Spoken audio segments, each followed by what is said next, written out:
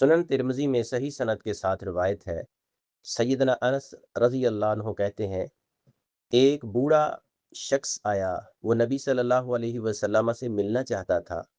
लोगों ने उससे रास्ता देने में देर की, तो नबी सल्लल्लाहु अलैहि वसल्लम ने फरमाया, वो शख्स हम में से नहीं जो हमारे छोटों पर रहम ना करे और हमारे बड़ों की इज्जत ना करे।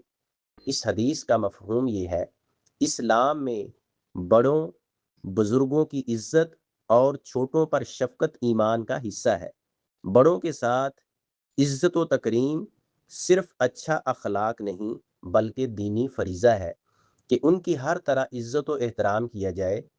जो शख्स बड़ों की कदर नहीं करता, उनके तजर्बे और मुकाम को नहीं पहचानता, वो इस्लामी अखलाक से दूर है। मौजूदा ज़माने में बुज़ुर्गों को बोझ समझा जाता है, इन्हें मजलिस में अहमियत नहीं दी जाती।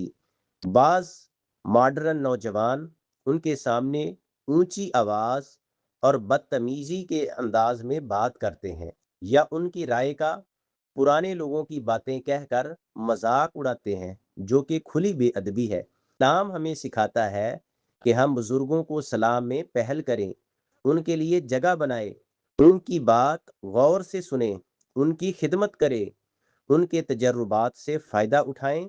ख़ास तौर पर वालिदैन, सातिज़ा और पढ़े लिखे समझदार बुज़ुर्गों की खिदमत और अदब में बहुत बड़ा अजर और फ़ायदा है।